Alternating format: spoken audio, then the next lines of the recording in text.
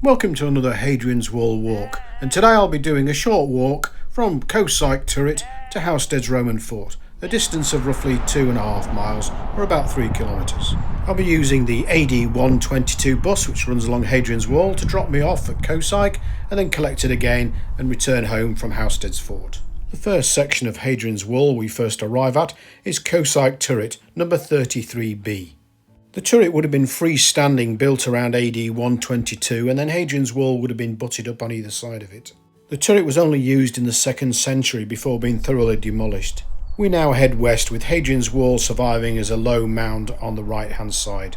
This is one of my favourite sections of Hadrian's Wall, and although the route is short today, we take in some magnificent scenery, also Milecastles, and we finish up at one of the best forts on the wall. It's thought Hadrian's Wall may have stood between 12 and 16 feet high in places. Removal of stone for barns, farms, monasteries and castles have all taken their toll. However, there's still enough left in the Roman landscape to marvel at the engineering project that must have taken place here. We now begin to encounter our first Milecastle, number 34.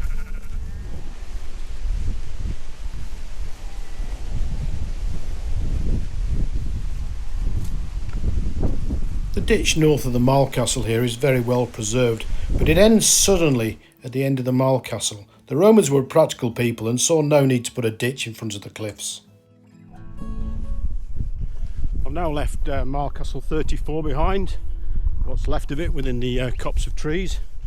Been pretty thoroughly demolished, but now heading up towards the fantastic heights of Sowing Shields, and it's a well-preserved Milecastle up there.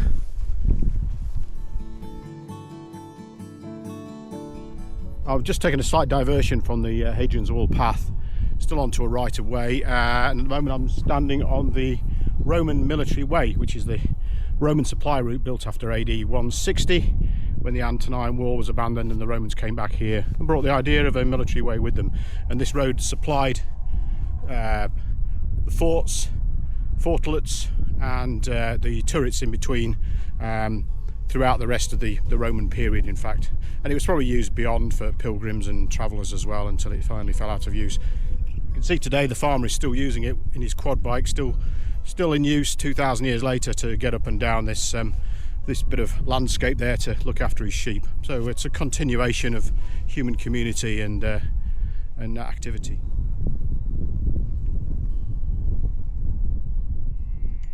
Our next wall encounter is with Grindon West, turret 34A.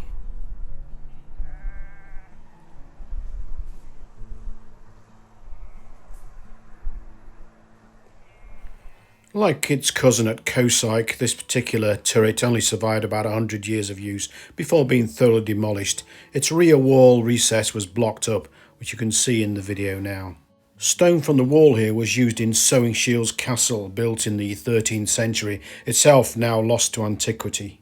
We now head towards Sowing Shields Crags, a landscape that William Hutton in the 19th century described as, "Now we quit the more beautiful scenes of cultivation and enter upon the rude of nature and the wreck of antiquity." Hutton, who walked up from Birmingham to walk Hadrian's Wall and then walked all the way home again, remarked that he'd probably be the last person to ever walk Hadrian's Wall, but thousands of walkers since then have proved him wrong. We now enter Sowing Shields Wood, Hadrian's Wall surviving as a very low mound through the woodland on our right hand side. A shielding, which is found in the name Sowing Shields, was a summer residence, usually a simple affair used by a herdsman and his family when looking after the summer pastures. Hadrian's Wall path has plenty of honesty boxes serving food and drink to the hungry and weary traveller. This new addition here at Sowing Shields Farm is a welcome addition. You'll find most of these honesty stops on Hadrian's Wall are cash only, so it's well worth stocking up on loose change before heading off on the trail. I'll say, this is very fancy. Here, drinks, coffee machine. The remains of turret 34B lie under Sowing Shields Farm, its stones mainly made from the wall. It was remarked in earlier handbooks to the Roman wall that Mr. Thompson, an occupant of the farm here, was exceptionally good on the Northumbrian pipes. Today the modern walker just has the natural sound of leaves and wind.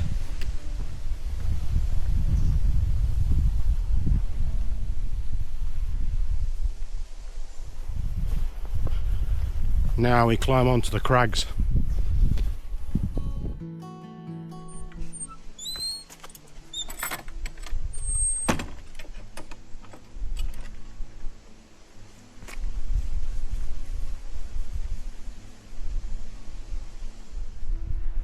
The wall reappears just after we leave Stoneshields Wood, and we hit a narrow chasm called Cat's Gate, traditionally said to be used by Scots to creep under Hadrian's wall.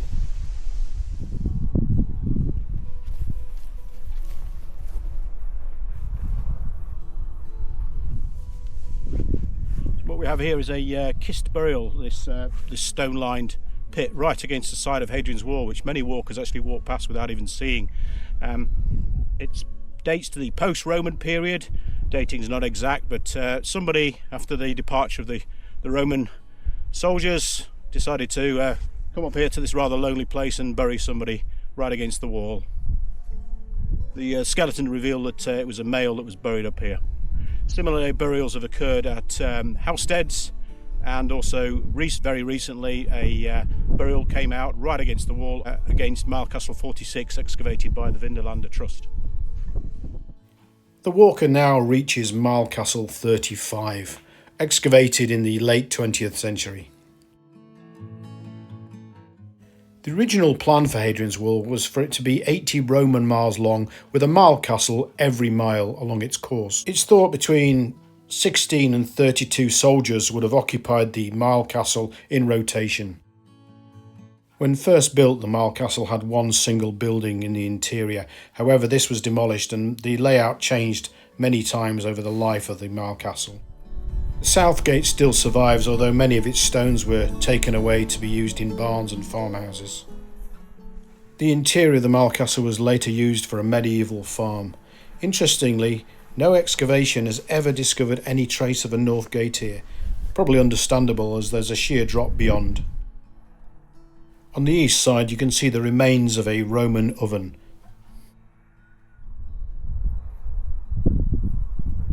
The observant walker might notice that the foundation layers to Hadrian's Wall along parts of Surrey Shields are actually wider than the wall itself. The original intention was to build the wall at 10 Roman feet wide. For some reason this was reduced to 8 Roman feet along most of Hadrian's Wall. During a period of rebuilding in the age of Septimius Severus in the early 3rd century, the wall was reduced to as little as 6 feet wide in places.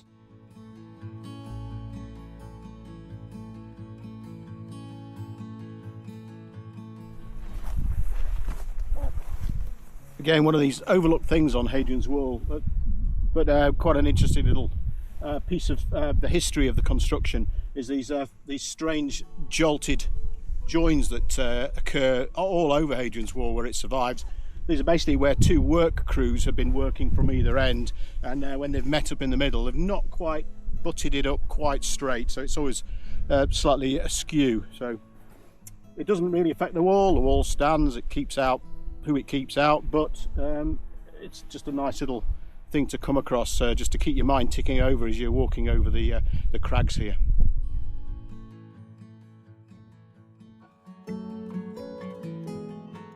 The almost unbroken line of Hadrian's Wall now reaches the next turret, number 35A. The first structures to be built of Hadrian's Wall were the turrets and Milecastles. These were built with wing walls of 10 Roman feet wide, designed to take the broader wall, but when the builders finally arrived at 8 Roman feet, they left these stumps sticking out on either side. The doorway can still be seen on the eastern side of the turret. There is evidence for metalworking in and around the structure. There are many interpretations of how the tops of the turrets would have looked, and this is one such interpretation using a timber upper structure. By the end of the 2nd century, the turret had been thoroughly demolished and its wall recess blocked up on the inside.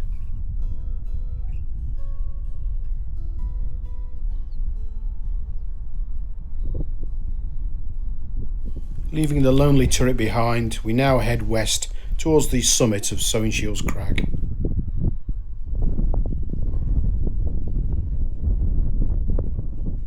The top of Soenshiel's Crag is marked at 325 metres at this trig point, around 1,000 feet.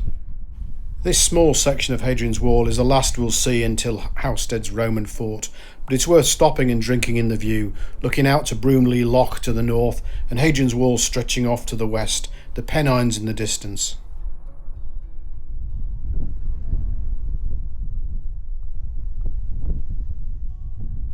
Beyond the cliffs at Soenshiel's are the remains of the Black Dyke, possibly a Bronze Age marker boundary, showing that the land has always been divided up through the ages. As we slowly descend, we pass the site of Turret 35B, now out of sight to the modern walker.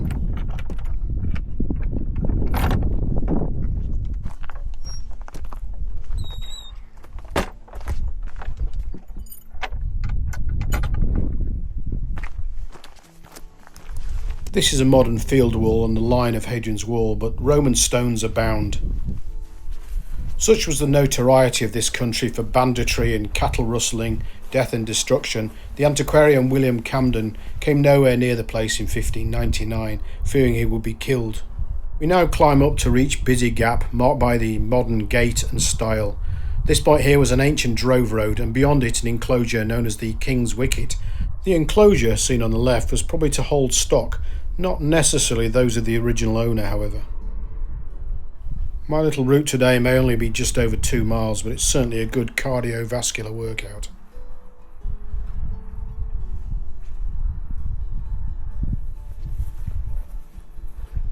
Well, I've reached this point here, just almost within touching distance of Housesteads, just behind the trees there. I'm just here at the site of Milecastle 36, which has been coiled away to its south side. We've lost that completely, the south gate has gone. There are two sort of small ridges on either side marking the site of the Milecastle, but apart from being marked on the Ordnance Survey map, there's not an awful lot to see. But it's nice to know it's here, somewhere under the turf. Anyway, onwards to Housesteads and a cold drink.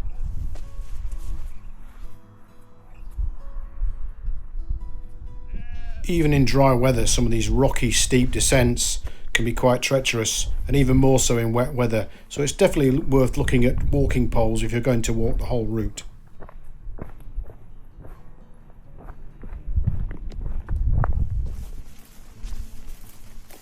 This jacket might have to come off, I think. Warming up again.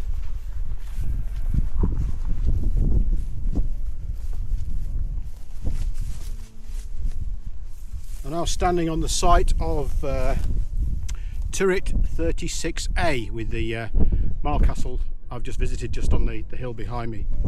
Housesteads is in that direction to the west and within touching distance of the fort there. So 36A happens to be an orphan now, because 36B, it was built or partly completed and sits on the hill opposite where Housesteads now stands. The decision came sometime during the building of Hadrian's Wall to put the forts onto Hadrian's Wall rather than sit back like the Vindolanda fort and some of the others on the Staingate. And at this point the turret was demolished and the fort built over the top. You can still see the remains of Turret 36B if you go and visit Housesteads Fort. It's just in a small hollow near the north wall. But effectively this turret here, when it stood, was an orphan for most of its life, with the sad remains of its sibling buried under Housesteads Fort.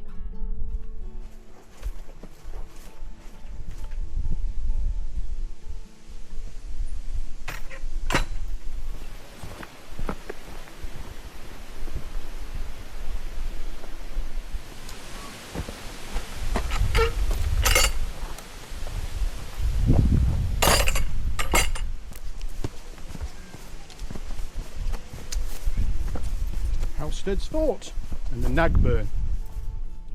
The Nagburn Gateway was added to Hadrian's Wall later in its life, possibly because the north gate of the fort was too steep for many wagons.